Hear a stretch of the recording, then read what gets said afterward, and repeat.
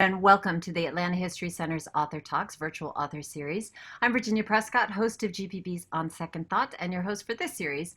And tonight I am talking with Bruce Feiler about his new book, Life is in the Transitions, Mastering Change at Any Age. You can purchase the book directly from Acapella Books at the link in the chat. It's on the right of your screen. There's also a link to buy it at the Atlanta History Center's website.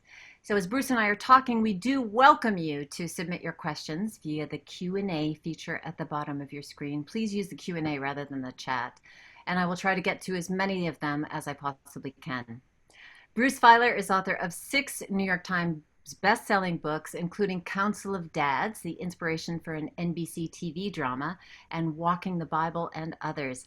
And it feels especially right for this moment of momentous global transformation, really, to talk about life is in the transitions. And Bruce, I welcome you. Thank you so much for being here.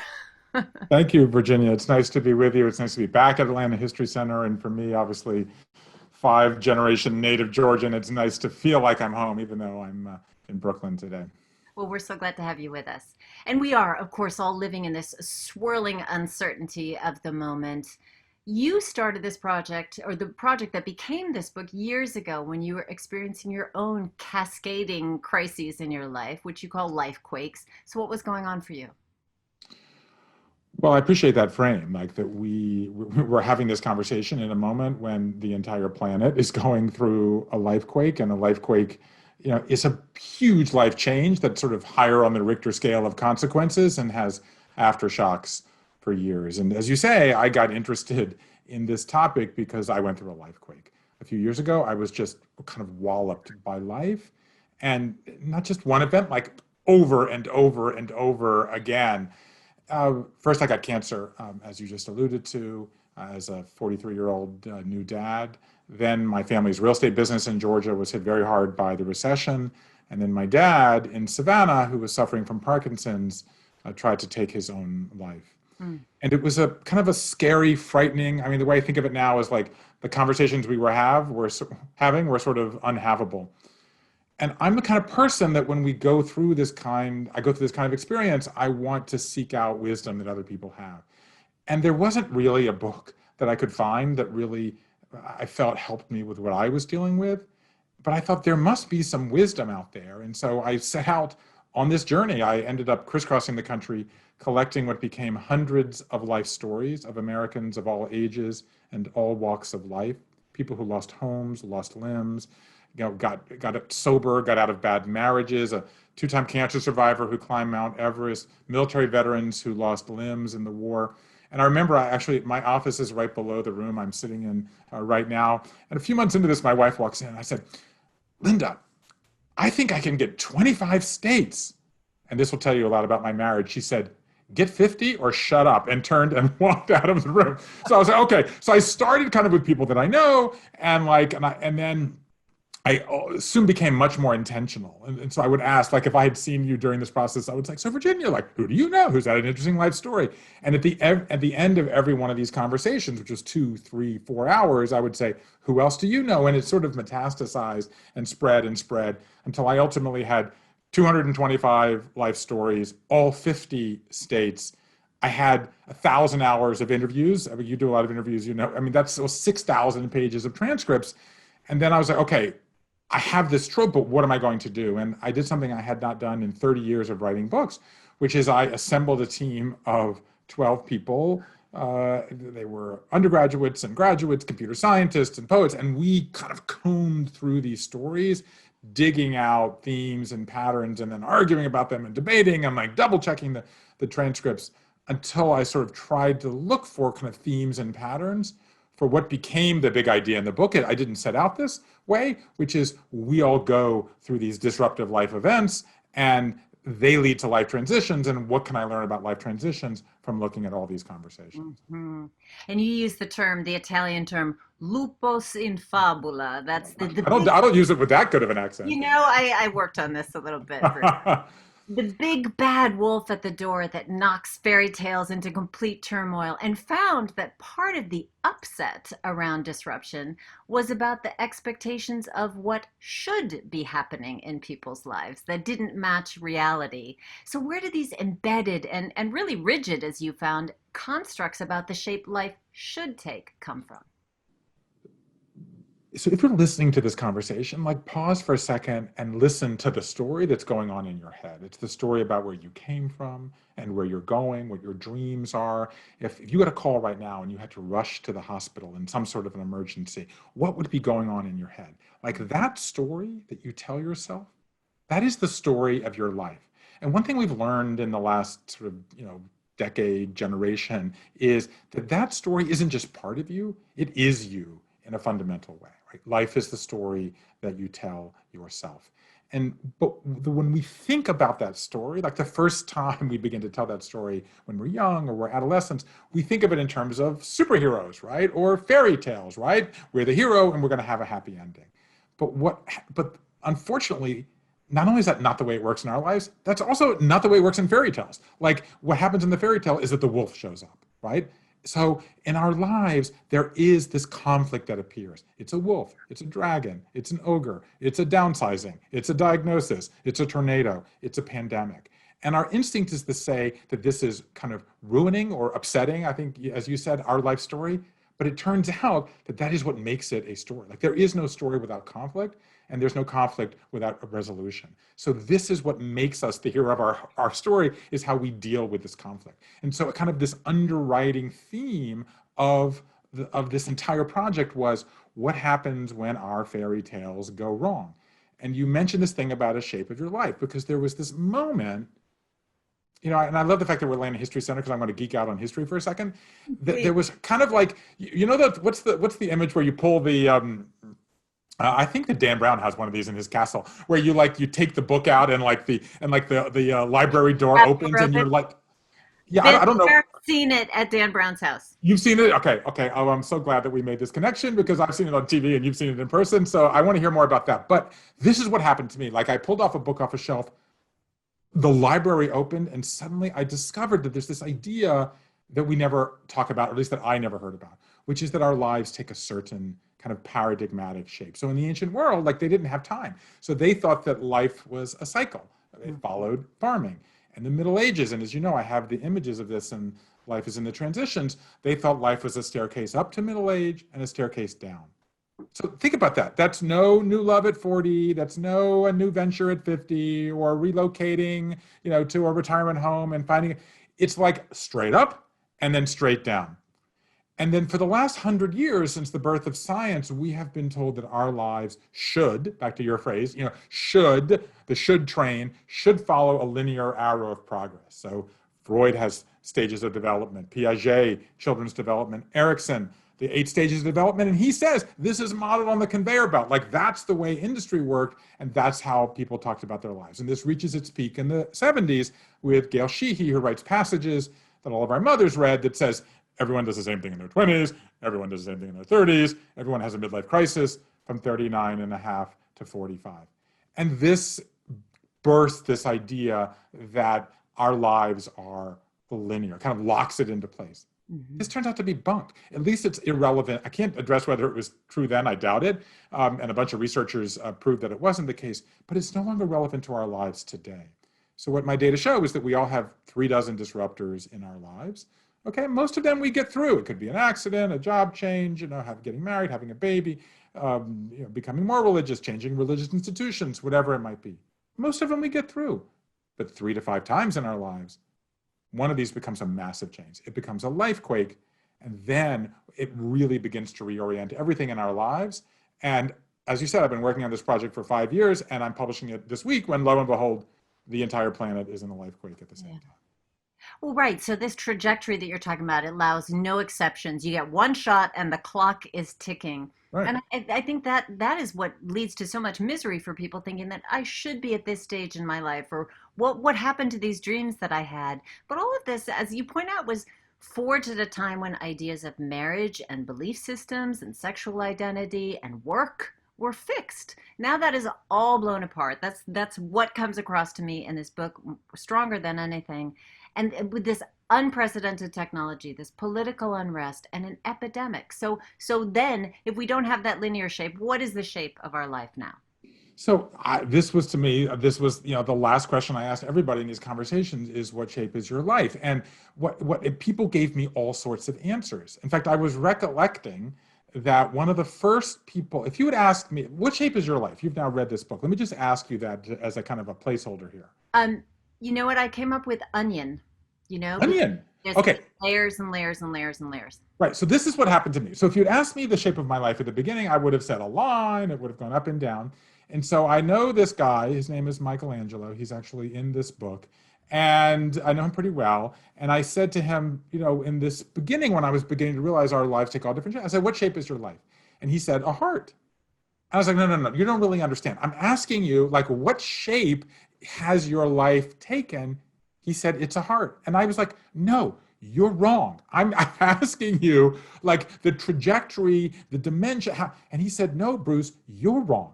Because I don't evaluate my life on its professional ups and downs. I Hmm. evaluate it based on relationships. So for me, that's the one thing that's stable.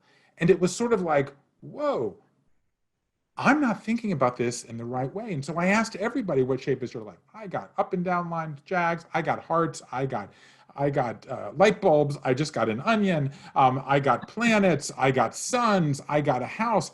And at first, it kind of seemed like a bit of a party game, like that was interesting at 3 a.m, but wasn't. And the hardest thing for me to crack was this. And so ultimately, what I realized is that these shapes fall into certain buckets. Okay.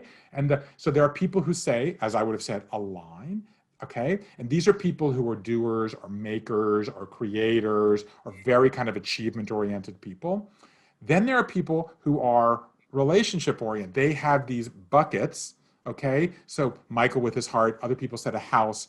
I talked to a woman named Michelle Swaim outside of Boston. She grew up in a difficult, broken family, got married to her high school sweetheart, was a crazy runner and anorexic, couldn't for 6 years have children, slipped on the ice one day, fell on her back, said, was visited by God, she said, who said, I did this to you on purpose. Her husband's a preacher. He comes in the next day. God said he did this to you on purpose. They reoriented their lives. They now have 11 adopted children from 8 refugee countries around the world. And she said the shape of her life was a minivan. And because her life is about relationships.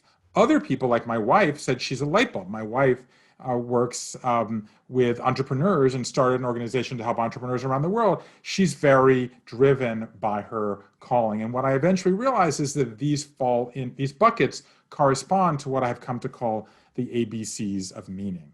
So the A is agency, like that's our work lives, things that we do that we're responsible for. Our B is belonging, our relationships, community, friends, neighbors, religious institutions, whatever they might be. And our C is our calling. It's a purpose, it's something higher than ourselves. And the essence of this gets to your question, which is 100 years ago, we more or less had to live where our parents wanted us to live, believe what our parents wanted us to believe, do what our parents, marry who our parents want. Like we were on a should train from a very early age. The good news is that we've been freed from that. We can live whatever sexual orientation, belief system, career we want to live. The problem is that that's a burden because it puts the kind of the force on us to figure out who we want to be, what story we want to tell. So one thing I learned in this whole process is that when we go through these kinds of life quakes is we kind of rebalance the ABCs of meaning. So maybe we've been working very hard and want to spend more time with our family. Maybe we're a parent and maybe we're a mom and we've been raising our children. We're an empty nester and we want to give back. Maybe we've been giving back and we're burning out and we want to do something for ourselves. So in these moments, and you can begin to see it now, people are thinking, is this the job I want to have? Like, is my work-life balance proper? Am I giving back enough? That's why these moments are meaning vacuums, and we begin to kind of rebalance the ABCs of meaning that we have. If you've got questions for Bruce Feiler, please do put them in the Q&A. I will try to get to as many of them as possible as we integrate them into the conversation. Okay, so let's go back to that. This idea that the we do not have the toolkit, as you say in the book, for the life that we are living. It is a non-linear life. There's going to be more, we're going to encounter more transitions because things are not expected. They're not moving along this conveyor belt that they once moved along, even if they did. So you also spend some time in the book talking about how the natural world cycles through chaos and order, and humans are likewise wired for that kind of change. So getting through that is a skill. The transitions are a skill that we can and must master. So where, especially now as we are all living in complete, a very different life than we were living just a couple months ago, where do we begin? So I think we begin here.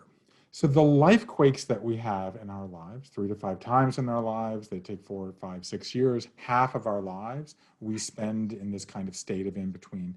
The life quakes, I just want to stress, can be involuntary, which is what we're doing now. Okay, maybe we lost a job, maybe our spouse leaves us, maybe we had an accident or got a diagnosis. But the life quakes can also be voluntary. Maybe we choose to move, okay? Maybe we want to have children. Maybe we want to start a new venture. So the life quake, the big force, the kind of the blunt force of change can be voluntary or involuntary.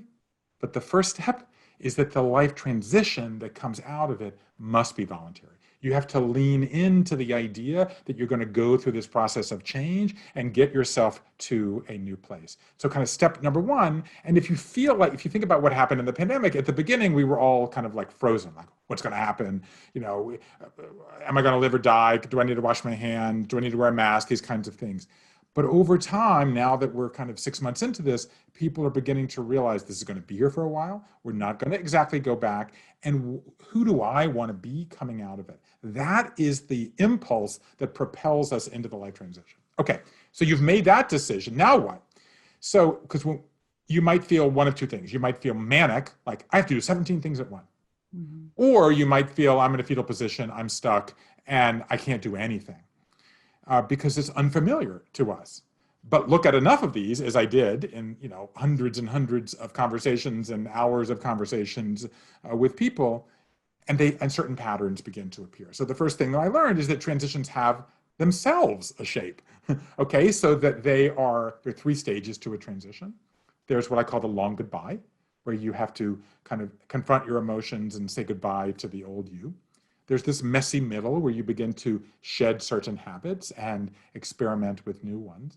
And then there's the new beginning where you finally are at the end and you unveil your new self. And when I tell you, Virginia, that everything written about transitions for the last 100 years said, you must do these stages in order.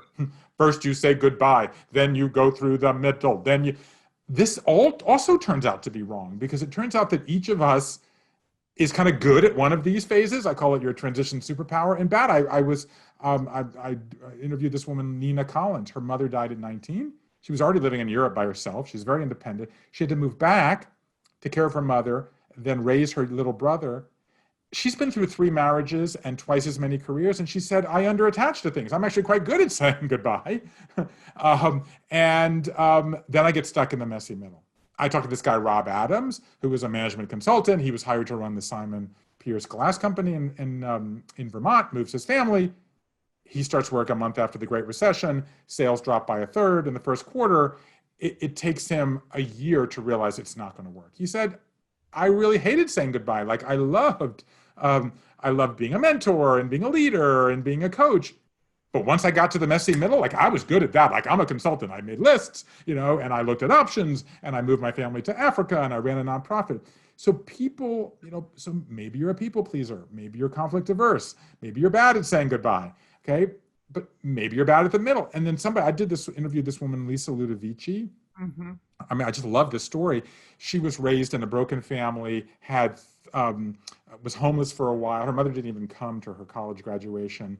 She went to work at AOL like in the first month and became a pretty high-powered internet ad executive. But her entire life, she had 3 migraines a week since she was 3. She logs onto a conference call one day. You feel like this could happen in Zoom. Mm-hmm. Her colleagues didn't know she was there.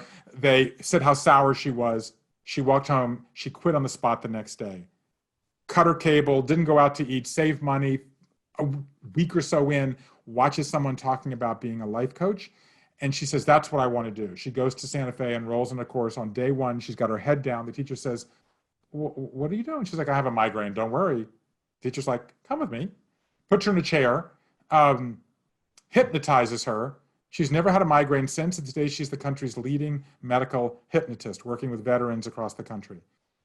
It took her, this was a huge career change, incredibly successful. She was really embarrassed to update her LinkedIn profile because she thought her friends and colleagues would think it was weird. So she was bad at the new beginning, is the point of all this. You would think that people would be relieved. She said, I wrote and rewrote and would not update my LinkedIn profile. Finally, I pressed send, and I felt a lot of relief. So one of the things I try to do in the book is walk you through this process of understanding which phase you're good at, which you're I just lost you.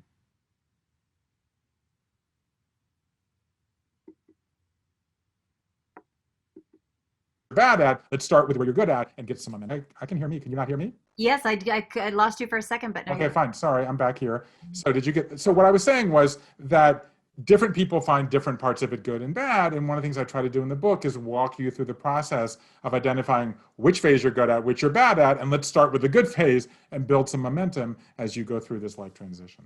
Well, that leads to a question.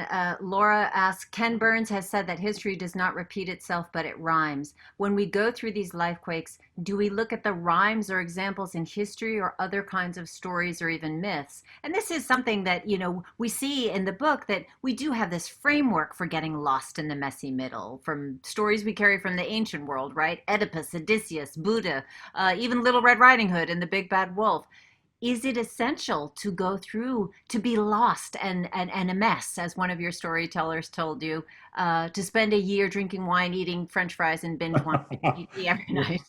Gina Bianchini, who was running Ning and had a high-profile job with Mark Andreessen in Silicon Valley, and then he fired her. And she said, "I just really wanted to drink wine and eat French fries, and really all I cared about was the French fries." Well, I want to say this about that. I want to say that yes, the great scriptural stories, right? I've spent a lot of time around religion. Certainly the biblical story when Abraham leaves the promised land, leaves his family and goes down to the promised land. The Israelites leave Egypt and go into the wilderness. The Jerusalemites go by the rivers of Babylon. Jesus goes into the desert. The Buddha does this. Hindus have it with forest dwelling. They have this element. Certainly all the myths, as you say, Odysseus, Orpheus, Hercules, they all go into the wilderness.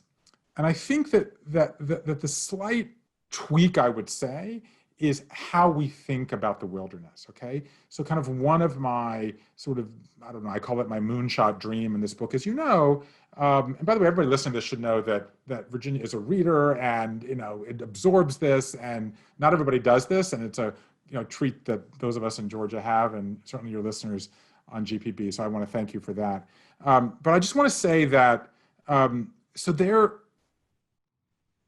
if what I found is so striking, which is we're going to have 3 to 5 of these life quakes. They're going to take 3, 4, 5 years. That's 25 years. That's half of our adult lives we're spending in transition.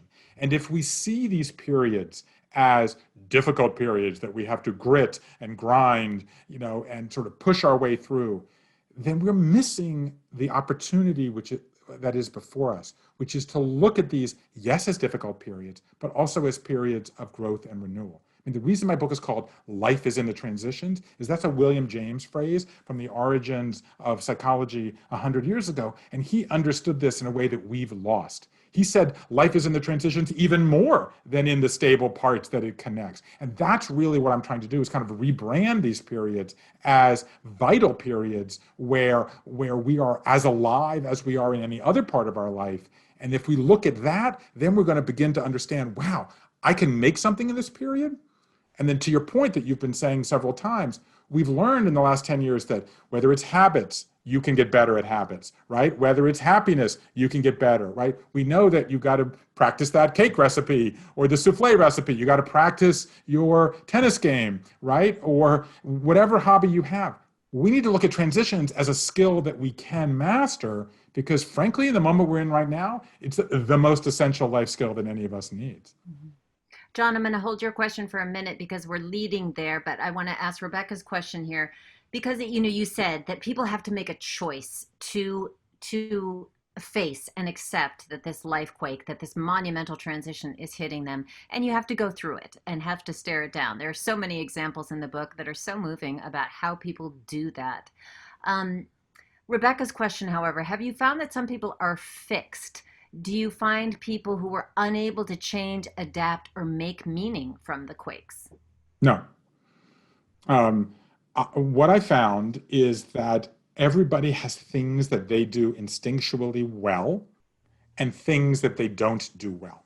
So I think perhaps that's a fixed pattern. Like we have a certain phenotype, like of the ways we try to work. So there are, to go one level deeper. So what do we got? We got these life quakes. They happen 3 to 5 times in our lives. They lead to life transitions. They have a shape. And then within that, as you know, in the second half of this book, I walk through the various tools that we can use to get to make them more effective. Everybody does some of them instinctually. Nobody did all of them. Everybody was kind of curious what other people did well. And so I'll give you an example of this. So the first of these tools is you have to accept it. You have to, confront accept the facticity of your situation, which is this term that I love. But that's often an emotional thing. So I sat across from hundreds of people and I said, what's the biggest emotion that you struggled with in your life transition? Okay. The number one answer was fear. I'm scared of the unknown. Am I going to be able to pay my bills? Okay. Am I going to be able to live without this person? How am I going to survive when I get to this new place? The number two answer was sadness. I miss the old life. I miss being with that person. I liked that old job. I preferred, frankly, having legs and not losing them in the accident as Eric Westover did when he was driving in the dunes north of Grand Rapids, Michigan. And then the third surprised me a little bit, Virginia. It was shame. Mm-hmm. I am ashamed to be in this place, even in this moment in time. Like, I'm ashamed that I have a child who has an addiction. I'm ashamed that I lost the status of a job, say. And so then I asked people, like, that was interesting in and of itself. What was the biggest emotion you struggled with? And then I said, how did you get through it? So some people write down their feelings, and that's a powerful way of getting it out. Some people do kind of what I would do, which is sort of put your nose down and buckle down. But 80%, 80, said they used rituals of some kind. Mm-hmm. Okay, they held memorial ceremonies. They buried something in the backyard. I talked to a guy who was in a kind of a loveless marriage in Kentucky for 30 years, left the marriage, came out as gay, and he went in his 60s, and he went to a sweat lodge to kind of, purge himself. I talked to a woman, Lisa Ray Rosenberg in Los Angeles, who went through a very difficult year. She was a bone marrow donor to her brother. She had a falling out with her mother, and she went on 52 first dates. She actually kept this is not the book, she kept a spreadsheet of what she wore on every date, because it was only about like 7 second dates, and she didn't want to wear on the second date what she had worn on the first date. And she said, this is not working. And she said, what's my biggest fear? Heights. So she jumped out of a plane. A year later, she was married with a child. And so these rituals, very few people called them rituals. But when I kept hearing them over and over again, I realized we were talking about a ritualistic gesture. So, and it's a way, these rituals, I think of them as a way to say to yourself, but also to those around you, I went through a difficult time, and now I'm moving forward. I'm ready for that next stage of the transition.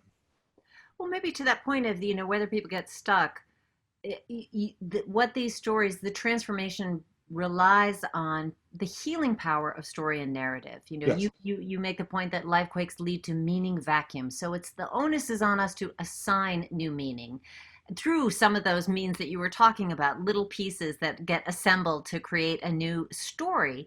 And the stories that we tell ourselves, but we as human beings, we do tend to dwell on losses or flaws or bad choices or missed opportunities, the whole misery parade that comes marching out. So what kind of questions do you ask people to help them from getting stuck on those old stories? So first of all, I want to say in the messy middle, you're going to get stuck. It's just part of the process, right? And so what I talk about in the messy middle is kind of two phases. One is shedding certain habits or expectations or routines. People, They do all sorts of things to get rid of uh, parts of their old self. And then they turn to creativity and making your new self. And we can get into that in a second. But the whole exercise, the whole process of going through a life transition is fundamentally a narrative event, right? Because at its core, the proper response to a setback is a story. Okay. And the thing about story is there is no story without conflict. There is no story without a wolf. And but there are ways that you can tell the story of your life that accommodate conflict in a more effective way. And this was a very interesting thing. Like we got really into the weeds of this. Like, for example, when you ask someone to tell a story about a traumatic event, if you listen, if they tell that story in the present tense, it's like they're still living it and recreating it. And if they begin to use past tense, it's a way of distancing themselves from the event, right? There's been a tremendous amount of research, James Pennebaker at the University of Texas in Austin, about just the power of writing down, writing about a traumatic event over 3 days will be very effective. At the beginning, you're just going to write what happened, but by the third day, you begin to get some distance and find some meaning. So one of the other powerful ways that you can make this story about your life, your difficult lifetime, go better is if you find a positive ending. In my book, I call this nail the ending. So the event can be positive. I had a difficult job transfer. I lost my job. I was out of work for a while. I eventually found a job.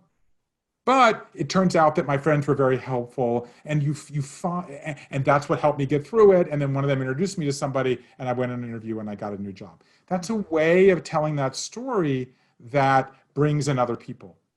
Even if the experience is negative, you can find a positive ending. My father died. It was a long illness. It was before his time. It really brought the family closer together. And when we all came together for the funeral, we realized that it healed some old wounds, and we've decided to have a reunion every year so that we can spend more time with one another. Sidebar, when I used to write about families, I wrote about family reunions. Most of them begin in a difficult situation. So that is fundamentally a storytelling event. So here we go. We're all confronting the same wolf at the same time. There's a wolf in all of our fairy tales in this very moment. And so the task before us is in effect to update our life story, adding a chapter about the pandemic and saying that this is something that we learned to get through. Now, I have adolescent daughters. We know from research at Emory, Robin Fivish does research into adolescent narrative right there in Atlanta. This is when children begin to tell a story about themselves. Robin and her colleague Marshall Duke did research back in 2001 in which they asked children 20 questions that I've since called the Do You Know test. Do you know where your grandparents were born? Do you know an aunt or an uncle who had an illness that they overcame? Do you know what was happening when your parents met or when you were born? And children who knew more about their family history, it was the number one predictor of a child's emotional well-being. Mm-hmm. And when I asked Marshall why this was, when I invited myself to his house for dinner, what he said to me is that there are narratives, right? We have an ascending narrative. I came from nothing. I worked hard. I have a lot. There are descending family narratives. We have a lot. There was a war, a recession, a pandemic. We lost it all. Or there's oscillating family narratives. And the children who understand this are better able to deal with the bumps in their road. And that, in effect, because I encountered this research, I put this in my book, The Secrets of Happy Families. I wrote about it in the New York Times, and it went crazy viral. That is ultimately what inspired me to do the storytelling project I did with my dad when he tried to take his own life, and that ultimately led me to the Life Story Project, is understanding that how we tell these stories is fundamentally a stand-in for how we're going to live our lives. And if there's one thing that comes out of this book, I hope it is that we all understand that we're going to have wolf in our fairy tales, and that we're all much more intentional about how we tell our stories. John wants to know, you mentioned how the life for children is full of superheroes. What stories for children and young adults might be better suited to help them envision life transitions in a more helpful manner? Do we need new stories?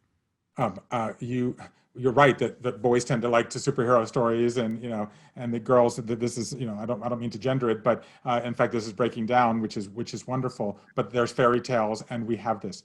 Yes, you need new stories, but you don't need to buy them in a library. You need to tell them at the dinner table. Okay, you need to go get grandma and grandpa and have them tell stories.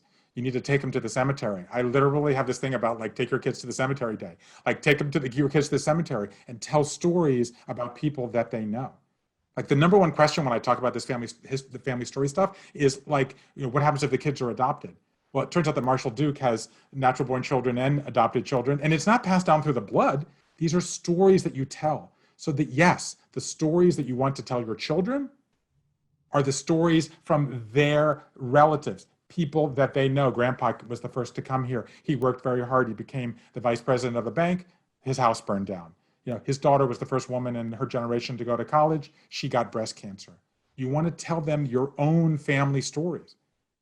And now, what I have learned in this process is that your own life story, you want to tell that to your children. One of the things I do in the back of the book is I have the template that I used for all these life story interviews, because every single person whose life story I gathered followed up and said they wanted to do this template with somebody else. Mm-hmm. This idea of sharing your stories. You would think in this world where, like, people are posting on social media, and like, the idea of tell your story is ubiquitous, but really it's not.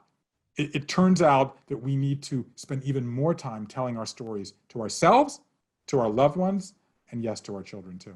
Yeah, maybe a little less bright and shiny. Yes, exactly. In an age appropriate way, open up, bring out the, bring out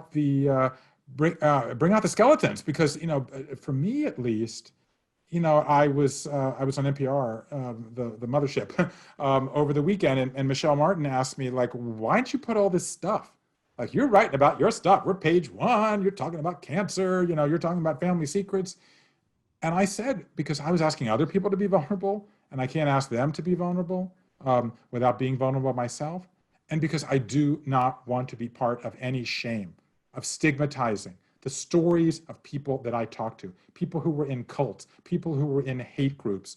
I heard a story of Christy Wanzelak, estranged from her mother, went through multiple addictions. She was addicted to everything you can get addicted to. And her mother at one point said, I love you, but I'm not going to see you again until you confront this. And if I never see you again, know that I love you. Shut the door in her face. Mm-hmm. 7 years, she didn't see her daughter. And Christy was bankrupt, had no money, couldn't get a job, and she started robbing homes in order to pay for her addiction. And when she finally was about to walk in front of a bus, and a police officer arrested her, and she said, okay, I realize I got to change. Then she was drenched in shame. And she realized that she had to confront it. And she went and knocked on all 22 doors that she had robbed. The front door, ring the doorbell. You don't know me, but I robbed your home. And I want you to say I'm sorry, and I'll do whatever I can do to make it up. Some people shut the door in her face. Some people screamed at her. Some people turned their back on her. And one woman said, you took something from me that can never be taken back. It's my grandfather's wedding ring. But I'm not going to call the police, because I don't think being in prison would be better for you. I want you to send me a $25 check every month for the next year and never call me again, and shut the door. Christy didn't have $25. She didn't have a checking account. She had to call her mother. That led to the reconciliation with her mother. And she now helps people transition out of addiction. She was invited to be on the Oprah Winfrey Show to celebrate her work. And the producer said, I love that story. Will you call that woman? And Christy wanted to be on the Oprah Winfrey Show. And she said, no, I will not go on your show, because that woman told me to never call her again. And therefore, I'm going to honor that, even if it means you don't book me. So I want to have no part in shame. I want to break down this stigma, because whatever you're dealing with right now, I can almost assure you, I talked to somebody who had it a lot worse, and they got through it, and so can you. Well, that was something that in getting the story, talking to your father and asking him questions to bring his story forward, he felt shame. And I think of my own father, who was of that World War II generation, who did not talk about what happened to them at all. So how people get stuck in not being able to tell their stories is tragic. And Christy's story, I absolutely loved it. There's so much integrity in that, and facing down. I think that is the other thing that came across to me in this book, that you have to stare it in the face. But I want to get to another question here. Michael asked, do you have an example of a person you interviewed who was over 70 and had an impactful life transition into something new? You did speak to people across a wide variety of ages. I talk to people, sort of across the entire landscape. In fact, when I began this project, I said to my wife, I think I'll do people over 40 because they've been beaten up a little bit by life. And she's like, no, no. She has hundreds of millennials working for her. She works with entrepreneurs around the world. And she said that they have a life story just as potent as yours. I just told the story of Fred Schlomer in Kentucky, who came out in his late 60s. I interviewed a woman whose name is Helen Kim. She was a Asian American chemistry professor in Alabama. And late in her life, she had stomach cancer. And when you have stomach cancer, like you can't, she wasn't able to eat. And so she told me stories that every time she'd have to go out to faculty gatherings, and she would eat because because it was part of kind of her professional life, and then she had to go to the bathroom because she had bowel problems, and she said she would sit there and sort of mourn, even in the bathroom, what it was like to not be normal, and then go back and join. And so she eventually decided that she was tired of taking care of herself, that her husband was not as supportive of her as she would have wished. So she retired. She walked away from her marriage, and she said, back to what I was saying earlier about creativity, she had a childhood dream of being a ballerina, and it was not what Asian American girls were supposed to do, right? You're supposed to like play music or something. So she started taking, in her 70s, adult ballet classes. Okay, now she's in a new relationship. She now works. She started in Alabama an Asian American kind of benevolent society, and she absolutely changed her life because she went through a difficult situation. I talked to a woman named Lee Wintz, who was running a huge nonprofit, traveling tens of thousands of miles a year, and kind of a so-so marriage. She also got cancer, decided to leave her marriage, and I asked her if she shed anything, and she said, yeah, I had to shed the habit of every time I walked home because I was so unhappy that I opened the fridge and pulled something out. So she finally said, I'm going to stop doing that, stop yo-yo dieting. She lost 60 pounds, bought herself, she said, I know it was an extravagance, but she bought herself a horse, and she began training horses deep into her life. So these transitions happen absolutely across your life, at any stage of life. They're not just confined to middle age. And that's, of course, that's the reason the subtitle of this book is Mastering Change at Any Age. Well, the country is now wading through this huge upheaval, reckoning with centuries of racial injustice, confronting critical questions about the role of government in a pandemic, about policing. Can we lift tools from your findings to collectively navigate transitions, or does it require everybody to be on board? So I love this question, and I've been kind of waiting on my book tour here for someone to ask me, and no one's asked me. So I'm like so excited to talk about this. So I divided my Lifequakes, as you know, between voluntary and involuntary. Okay, so 53% were voluntary. 53% were involuntary, but 47% were voluntary. Okay, so it was interesting. So I was born in 1964, so I'm technically kind of a tail end boomer. And I thought, whoa, 47%, we still make change? Like, that's pretty good. I had these millennials who were coding for me, and they're like, whoa, 53% of your Lifequakes are involuntary? Like, that's what life has for me. So I had voluntary and involuntary, and I then have personal and collective. Okay, so the biggest category was personal involuntary. So personal involuntary would be things like a diagnosis, or an accident, or getting fired. Okay. Then the next biggest category was personal voluntary. Okay, it's not like your spouse cheats on you. Personal voluntary is you cheat on your spouse. You change religions. You move. The other two, the collective ones, were smaller. Okay, the collective voluntary. So collective voluntary would be like the women's rights movement, or some sort of social justice movement where you choose to do it. And involuntary collective is like a tornado. 9/11 came up, and there's a line, but those were both small, like in the single digits. So there's a line. You would have no reason to remember this because it was sort of what I call a throwaway line in my book, where I said that had I done these conversations a century ago, 2 world wars, depression, that we would have had many more collective life quakes. And we're at a time where people are me oriented. Cut to 2020, right? As you said, I've been working on this for 5 years.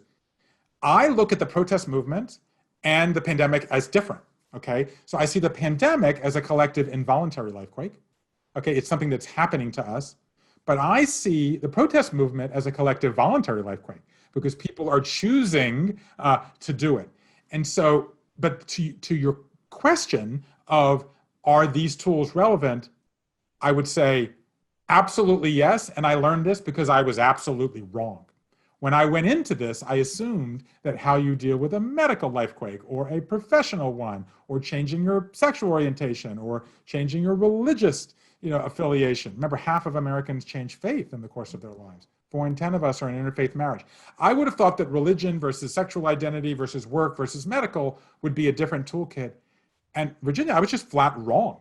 Like, it turns out that the tools are the same. So I would say that the tools for dealing with a collective involuntary lifequake like the pandemic and a collective voluntary lifequake like this reckoning we're having with centuries of racial injustice towards Blacks, but also trying to integrate new generations of Hispanics and Asian Americans and Latinx people of all kinds and Muslim Americans, like the sort of the Black issues we've been dealing for centuries, the brown issues we've only been dealing with for decades by and large.